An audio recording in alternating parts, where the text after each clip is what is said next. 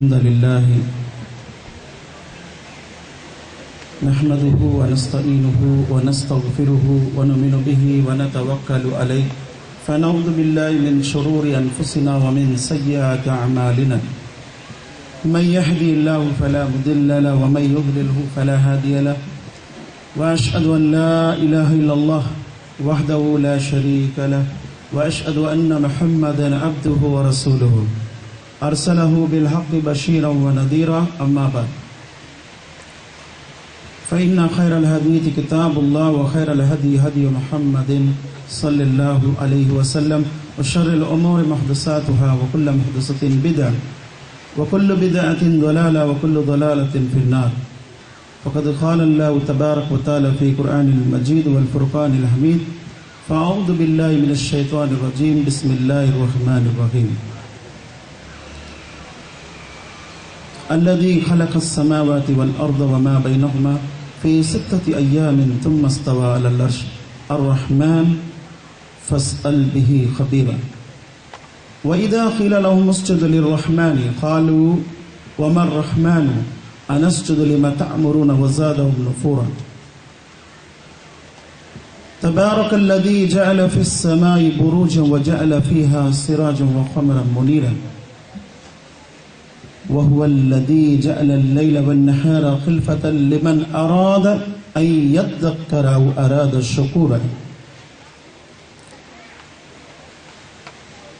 తొలగింపబడ్డ శైతాను కీడు నుండి రక్షింపబట్టుకై అల్లాహ్ యొక్క శరణము కూర్చున్నాను.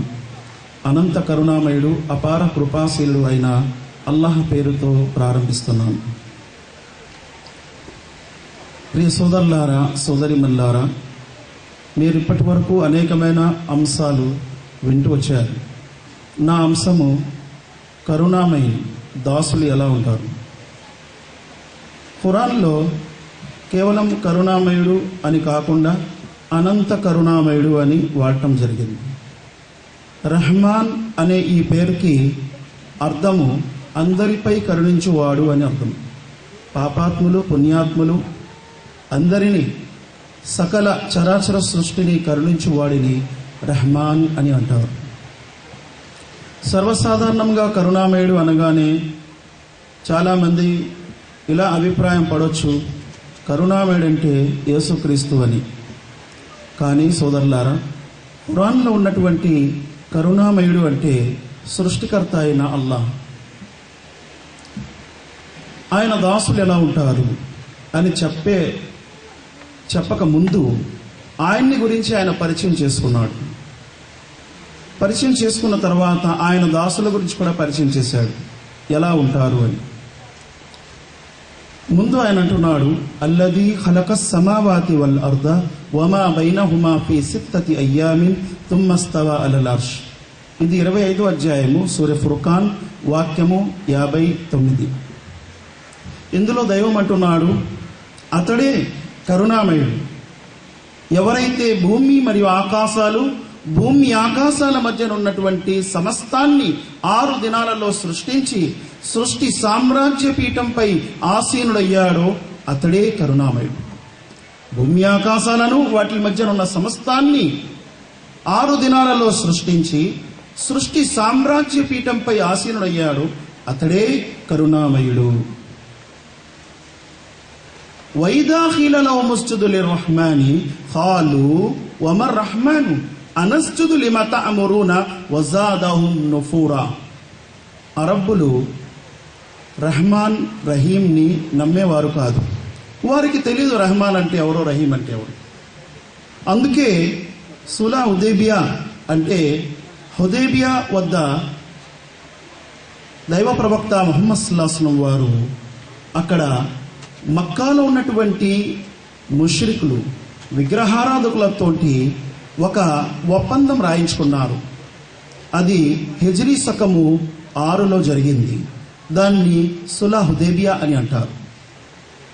అప్పుడు ప్రవక్త ముహమ్మద్ సల్లల్లాహు అలైహి వసల్లం వారు ఆ పత్రముపై, ఒప్పంద పత్రంపై బిస్మిల్లాహిర్ రహమానిర్ రహీం అని రాయించారు.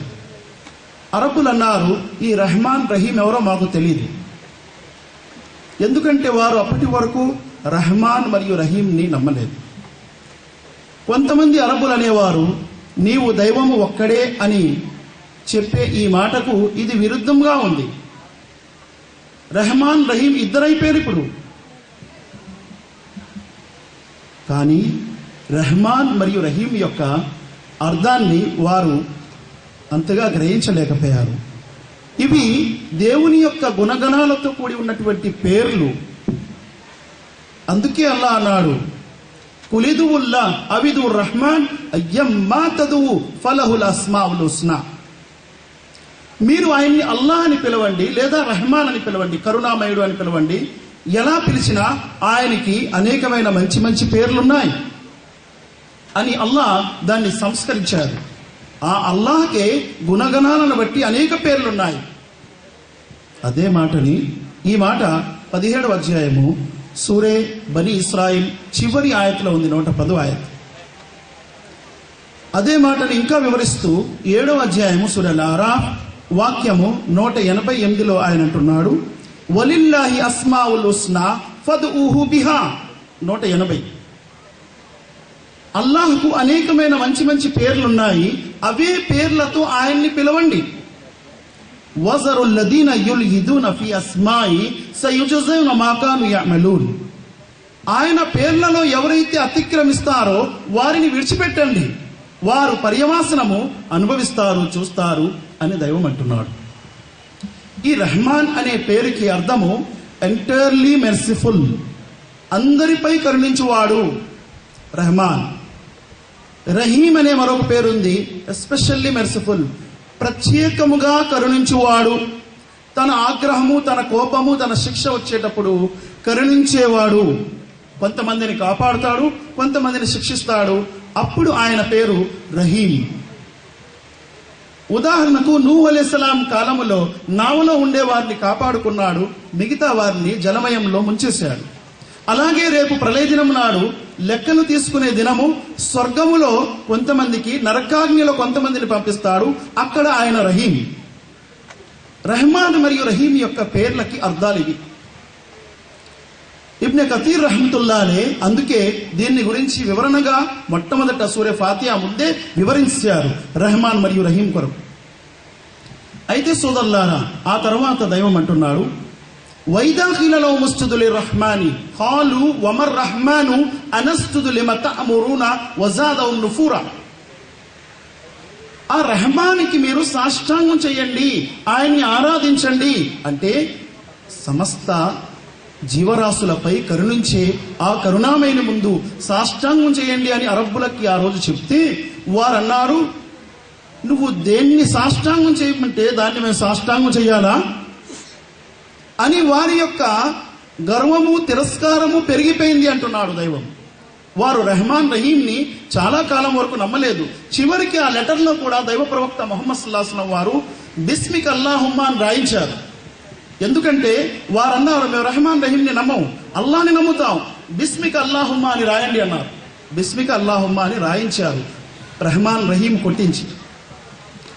సోదరులారా, తర్వాత ఆయతలో దైవం అంటున్నాడు, తబారకల్లదీ జఅల ఫిస్ సమాయి బురూజం వజఅల ఫీహా సిరాజం వఖమరం మునీరా. ఆమె ప్రభువు అనంతమైన శుభములు గలవాడు. ఎవరైతే బురుజులను సృష్టించాడో, బురుజ్ అంటే పూర్వపు వ్యాఖ్యాతలు పెద్ద పెద్ద నక్షత్రాలను గురించి చెప్పారు. పూర్వపు వ్యాఖ్యాతలు, నేటి ఆధునిక వ్యాఖ్యాతలు దాన్ని ఏమంటున్నారంటే 12 రాసులు, నక్షత్ర రాసులు. అంటే హిందువుల్లో కూడా అవి చూస్తూ ఉంటారు, రాశి ఎలా ఉందో లేదో, బాగుందా లేదా అని. ఆ నక్షత్రాల గురించి చెప్పబడింది. అంటే అరబ్బులు కూడా నక్షత్రాల ద్వారా కొన్ని విషయాలు చెప్పేవారు ఆ కాలంలో. ఆ బురుజులని, ఆ నక్షత్రాలను సృష్టించువాడు అనంతమైన శుభములు గలవాడు అని దైవము ముందు చెప్తున్నాడు. ఆయనే రెహమాన్, ఆయనే రహీం, ఎవరైతే నక్షత్రాలను సృజించాడు. వజఅల ఫీహా సిరాజం వఖమరం మునీరా, అతడే దేదీపమానంగా వెలిగే సూర్యుణ్ణి సృష్టించాడు, మరియు చంద్రుణ్ణి, ప్రకాశవంతమైన చంద్రుణ్ణి కూడా సృష్టించాడు. సూర్యుణ్ణి ఇక్కడ సిరాజ్ అన్నాడు, అంటే దీపం అన్నాడు. చంద్రుణ్ణి వెలుగునిచ్చేది అని అన్నాడు. సూర్యుని యొక్క వెలుగు ద్వారా ప్రకాశించే ప్రతిబింబం కావున అక్కడ మునీర్ అన్నాడు. అంటే ప్రకాశాన్ని ఇచ్చేది, వెలుగునిచ్చేది అని అన్నాడు. సూర్యుడికి చంద్రుడికి రెండిటికి ఒకే పేరు వాడలేదు. అక్కడ సిరాజ్ అన్నాడు, ఇక్కడ మునీర్ అన్నాడు దైవం. తబారకల్లదీ జఅల ఫిస్ సమాయి బురూజన్ వజఅల ఫీహా సిరాజన్ వఖమరన్ మునీరా వహువల్లదీ జఅల అల్-లైల వన్-నహార ఖిల్ఫతన్ లిమన్ అరాద అన్ యద్దక్కర ఔ అరాద షుకూరా. ఆయనే రాత్రింబవళ్ళు ఒకదాని వెంట ఒకటి నడిపిస్తూ ఉన్నాడు. ఎవరు? కరుణామయుడే. రాత్రింబవళ్ళు ఒకదాని వెంట ఒకటి నడిపిస్తూ ఉన్నాడు. ఎందుకు? ప్రజలు ఆయన్ని గ్రహిస్తారని, లేదా ఆయన కృతజ్ఞత వహిస్తారని. కానీ మానవుడు సూర్యుడిని ఉపయోగించుకుంటున్నాడు, చంద్రుడిని ఉపయోగించుకుంటున్నాడు, రాత్రిని ఉపయోగించుకుంటున్నాడు, పగల్ని ఉపయోగిస్తున్నాడు. కానీ దేవుని యొక్క ధ్యానము మరచిపోయాడు, ఆయన కృతజ్ఞత మరచిపోయాడు. కరుణామయుడి యొక్క దాసులు అలా ఉండరు అంటున్నాడు.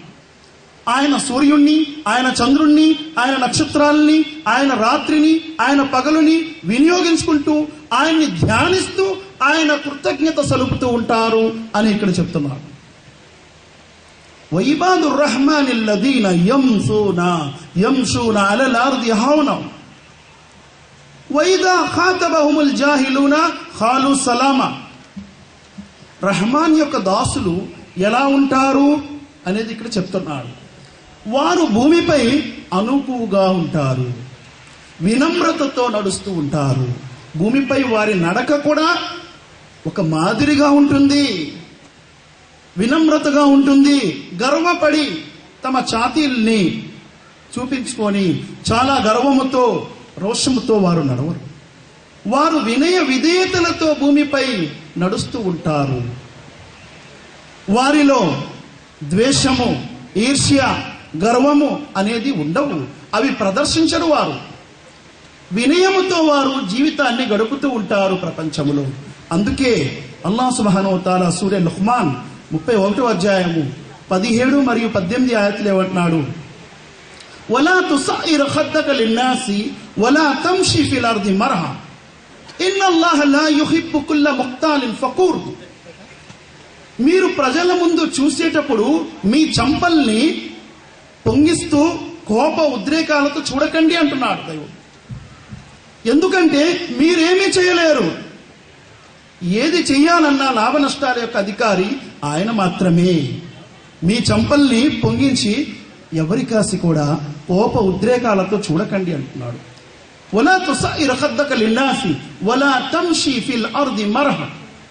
భూమిపై గర్వముతో నడవకండి. ఇన్నల్లాహ లా యుహిబ్బు కుల్ల ముఖ్తాలిన్ ఫఖూర్. నిస్సందేహముగా అల్లాహ్ ప్రతి గర్విష్ఠి మరియు గర్వం పడేవారి అంటే ప్రేమించడు. గర్విష్ఠి మరియు అతిక్రమించేవాడంటే దైవం ప్రేమించడు.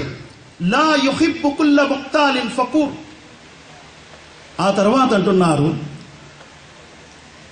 అల్లాహ్ సుబ్హానహు వ తఆలా సూరే బనీ ఇస్రాయిల్ 17వ అధ్యాయంలో వలా తమ్షి ఫిల్ అర్ది మర్హా ఇన్నక లన్ తఖ్రికల్ అర్ద వలన్ తబ్లుగల్ జిబాల తూలా. భూమిపై గర్వంగా మీరు నడవకండి. ఎందుకంటే మీరు భూమిని చీల్చను లేరు, పర్వతాలంత ఎత్తు అవను లేరు. మీరు ఎలా ఉన్నారో అలాగే ఉంటారు.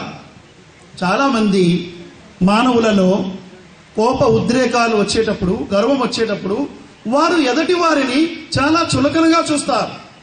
కానీ రహమాన్ యొక్క దాసులు అలా ఉండరు. ఎందుకు ఉండరంటే విశ్వప్రభు అయిన సృష్టికర్త అంటున్నాడు, మానవుడా, నీ గర్వముతో నీవు ప్రదర్శించడం వలన నీవు భూమినేమీ చీల్చలేవు, పర్వతాలంత ఎత్తు అవను లేవు అని అంటున్నాడు దైవం. సోదరులారా, సోదరిమల్లారా, ఆ తర్వాత ఏమంటున్నాడు? వైదా ఖాతబహుముల్ జాహిలూన ఖాలు సలామా. ఇక్కడ జాహిల్ అనే పదము అరబీలో దైవం వాడాడు.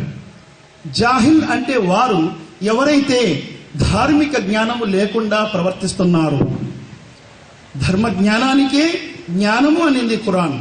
దైవము గురించి, విశ్వప్రభు గురించి, ఆయన పంపినటువంటి గ్రంథము గురించి జ్ఞానము ఉండే వారినే జ్ఞానం అనింది, జ్ఞాని అనింది. ఆ జ్ఞానము లేకుండా దైవము గురించి అడ్డుగా వాదిస్తుండే వారికి జాహిల్, మూర్ఖుడు అని అనింది. అటువంటి వారితో వారు సంభాషించేటప్పుడు కరుణామయుని యొక్క దాసులు ఎలా ఉంటారు? హాలు సలామా, మీపై శాంతి కలుగునుగాక అని అక్కడి నుంచి తొలగిపోతారు.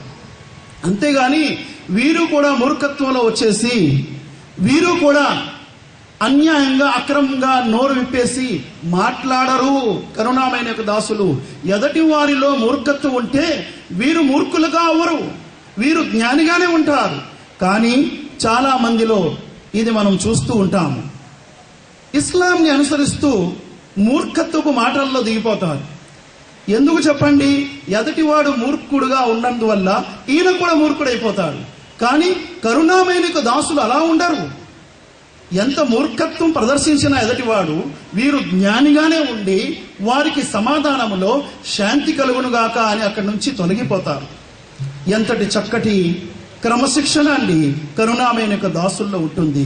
ప్రతి దాయిలో, ప్రతి ఆలిం విశ్వాసిలో ఈ గుణాలు ఉన్నట్టయితే తప్పనిసరిగా ప్రజలు ఇస్లాంని అర్థం చేసుకోగలరు. కానీ ఎదటి వారు మూర్ఖత్వం ప్రదర్శిస్తే మనలో కూడా చాలా మంది మూర్ఖత్వం ప్రదర్శిస్తూ ఉంటారు. దైవం అంటున్నాడు, అటువంటి వారితో వారు అలా ప్రవర్తించరు, శాంతియుతంగా అక్కడి నుండి తొలగిపోతారు. ఎంత చక్కటి సంభాషణ అల్లాహ్ సుబ్హానహు తఆలా కరుణామయుని దాసుల గురించి చెప్పాడు. వైదా ఖాతబహుల్ జాహిలూన ఖాలు సలామా అల్లదీన యబీతూన లిరబ్బిహిం సుజ్జదం వ ఖియామా. వారి జీవితం ఎలా గడుస్తూ ఉంటుందంటే కరుణామయుని యొక్క ప్రార్థనలో వారి జీవితం గడుస్తూ ఉంటుంది. వారి ఆలోచన ఎప్పుడు కూడా దేవుని యొక్క, అల్లాహ్ యొక్క వినయ విధేయతలతో గడపాలని. అందుకే ఖియామ్ అంటే ఆయన ముందు నించోటము, ఆయన ముందు సాష్టాంగం పడటము. నించోటం అనేది వినయానికి ఒక నిదర్శనము, సూచన. ఆయన ముందు నిలబడటము ఒక నిదర్శనము. ఏంటి? వినయానికి నిదర్శనం. అలాగే సాష్టాంగం అనేది కూడా ఇంకా లోబడితనము, ఇంకా లోబడితనం అన్నమాట. అందుకే దైవం అంటున్నాడు, కేవలము వారు దిష్టి బొమ్మలాగా నించోటం, సాష్టాంగం చేయటం కాకుండా వారి జీవితం కూడా అలాగే ఉంటుంది. దేవుని ముందు ఎలాగైతే అల్లాహ్ ముందు నిలబడుతున్నారో వారి జీవితం కూడా అలా వినయమైన జీవితం ఉంటుంది. ఆయన ముందు, ఆయన మాటలు వినటములో, ఆయన మాటలు పాటించటములో అలా వినయమైన జీవితం వారు గడుపుతారు కరుణామయుని యొక్క దాసులు. అలాగే ఇంకా వాలిపోతారు. సాష్టాంగము అంటే ఆయన్ని ఇష్టపెట్టడం కొరకు ఇంకా విధేయత చూపే గుణము వారిలో ఉంటుంది. దీనిని కొంతమంది వ్యాఖ్యాతలు ఏమన్నారంటే, వారు 5 పూటలు ప్రార్థన ఎలాగైతే శారీరకంగా చేస్తున్నారో వారు ఆత్మీయంగా, హృదయపూర్వకంగా ఆయన విధేయతలు కూడా అలాగే ఉంటారు. మరియు రాత్రులు కూడా వీలవుతే ఆయన ముందు వినయ విధేయతలతో నించొని సాష్టాంగాలు చేస్తూ ఉంటారు. రెహమాన్ యొక్క దాసులు అలా ఉంటారు అని అంటున్నాడు. అల్లదీన యబీతున లిరబ్బిహిం సుజ్జదం వ ఖియామా వల్లదీన యఖూలూన రబ్బనా అస్రిఫ్ అన్నా అదాబ జహన్నమ ఇన్న అదాబహా కాన గరామా ఇన్నహా సాఅత్ ముస్తఖర్రం వ ముకామా. చూడండి వారి యొక్క వేడుకోవడం ఎలా ఉంటుందో, వారు దేన్ని ఎక్కువగా వేడుకుంటూ ఉంటారు అది కూడా చెప్తున్నాడు. రెహమాన్ యొక్క దాసుల యొక్క గుణగణాలలో ఒక గుణం ఏంటంటే, అల్లాహ్ ముందు ఎల్లప్పుడూ వారు వేడుకునేది ఏంటంటే, నరకాగ్ని నుండి రక్షించు దేవా. దాన్ని గురించే వారికి చింత, భయము, బెంగ ఉంటుంది. ప్రపంచము గురించి వారికి చింత, బెంగ, భయము ఉండదు. పరలోకములో ఉన్నటువంటి నరకాగ్ని నుండి రక్షణ కొరకు వారి యొక్క ఆలోచన ఎప్పుడు సుదీర్ఘంగా వెళ్తూ ఉంటుంది. అందుకే వారు వెంటనే అంటున్నారు, దేవా మమ్మల్ని ఆ నరకాగ్ని నుండి రక్షించు.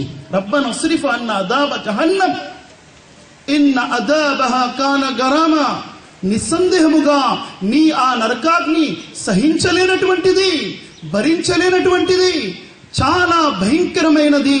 దేవా అటువంటి నీచమైన, హీనమైన ప్రదేశము నుండి, నివాసం నుండి మమ్మల్ని రక్షించు దేవా అని రాత్రింబవళ్ళు అల్లాహ్ ముందు వేడుకుంటూ ఉంటారు.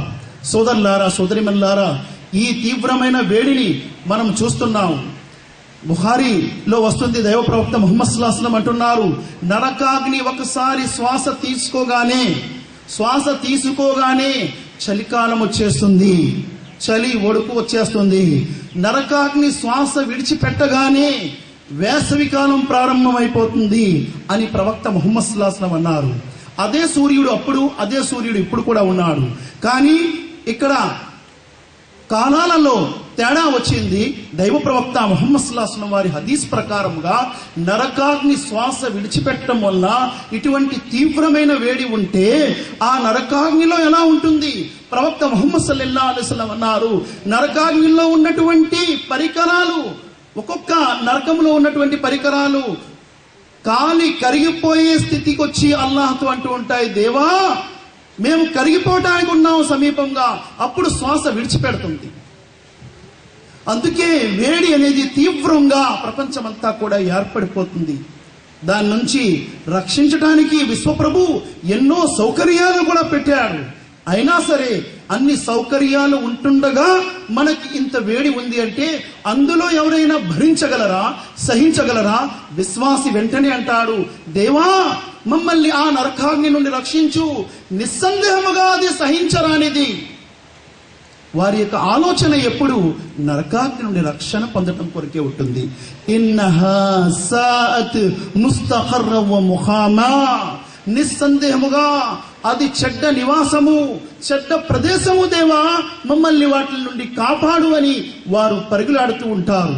సోదరులారా, ఈ రోజు ఇక్కడ కూర్చోటము, మన జీవితంలో నిలబడటము, కూర్చోటము, ఖర్చు పెట్టడము, నోరు విప్పటము, ప్రతిదీ కూడా కేవలం నరకాగ్ని నుండి రక్షణ కొరకే. మన జీవితంలో చేస్తున్నటువంటి త్యాగాలు, ఆరాధనలు, మనం చేస్తున్నటువంటి కృషి సమస్తానికి కారణము మూలమైనది నరకాగ్ని నుండి రక్షణ పొందాలి, ఆయన్ని ఇష్టపెట్టాలి అని, ఆయన ప్రీతి ప్రసన్నతను పొందాలని. సోదరులారా, సోదరిమల్లారా, ఇదే భావన ముస్లిమేతరుల గురించి కూడా ఆ కరుణామయునికి దాసులు ఆలోచిస్తూ ఉంటారు. స్వయంగా నేను రక్షణ పొందితే సరిపోతుందా? లేదు, స్వార్థపరుడైపోతాడు. ఎలాగైతే నేను రక్షణ పొందుతున్నానో నా తోటి వారిని కూడా రక్షించాలి అనే భావన ప్రతి కరుణామయుని యొక్క దాసుల్లో ఉంటుంది. ఆ భావనలోనే సూర్య యాసీన్లో 36వ అధ్యాయంలో ఒక వ్యక్తి వెళ్ళి తమ యొక్క వంశస్థులతో చెప్తున్నాడు, అయ్యా మీరెందుకు తిరస్కరిస్తున్నారు ఈ ప్రవక్తల్ని అని. వారందరూ కోప ఉద్రేకాల్లో వచ్చి, వీరు ముగ్గురు ప్రవక్తలు, వీరిని నువ్వు సహకరించేవాడివా, నిన్నేం చేస్తావో చూడని చెప్పి ఆయనపై ఎక్కి ఆయన్ని తొక్కి ఆయన్ని అక్కడే చంపేస్తున్నారు. దైవం అంటున్నాడు, ఖీల దుఖులల్ జన్న ఖాల యా లైత ఖౌమి యఅలమూన్ బిమా గఫర లి రబ్బి వజఅల్ని మినల్ ముఖ్రమీన్. దైవం అంటున్నాడు, స్వర్గంలో ప్రవేశించు.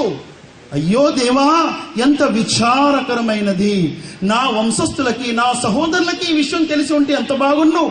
నీవు క్షమిస్తున్నావని, మోక్షమిస్తున్నావని ఈ విషయం వారికి తెలియదు దేవా. చనిపోయిన తరువాత స్వర్గములో కూడా విచారిస్తున్నాడు, తన వారి కొరకు, ప్రజల కొరకు, ప్రపంచ మానవుల కొరకు, తనను చంపిన వారి కొరకు కూడా విచారిస్తున్నాడు. చూడండి, ఆ భావన కరుణామయుని యొక్క దాసుల్లో ఉంటుంది. ఈ ప్రపంచములో వారి నుండి ఏదో ప్రతిఫలం పొందాలని వారు ఎప్పుడు కృషి చేయరు. వారి కృషి అంతా కూడా వారిని కూడా ఆ భయంకరమైన నరకాగ్ని నుండి రక్షించాలని.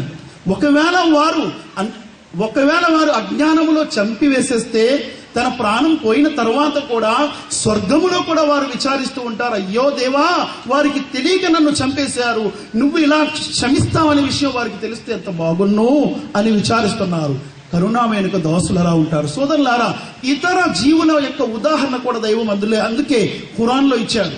చూడండి, ఖురాన్లో 27వ అధ్యాయము సూర్య నమల్ అనే అధ్యాయం ఉంది. అందులో 18వ వాక్యం చదవండి.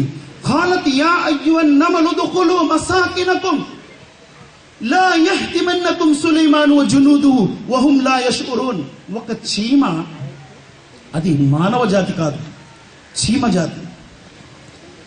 చీమ జాతిగా ఉన్నటువంటి ఒక చీమ కూడా తన జాతి వారిని కాపాడుకోవటానికి ప్రయత్నిస్తుంది. చూడండి, ఆ చీమ తన జాతి వారితో అంటుంది, ఓ నా చీమల్లారా, మీరు మీ రంధ్రాలలో ప్రవేశించేయండి.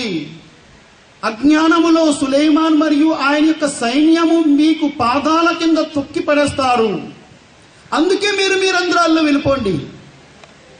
దైవము ఖురాన్ గ్రంథములో ఈ చీమ గురించి ఎందుకు చెప్పాడు? చీమ అనే పేరుతో ఒక అధ్యాయం ఎందుకు పెట్టాడు? మానవుడా, నీకు ఉన్నతమైన స్థాయిలో నేను పుట్టించాను, గొప్ప గౌరవాన్ని ప్రసాదించాను. ఒక చీమని చూసి నేర్చు.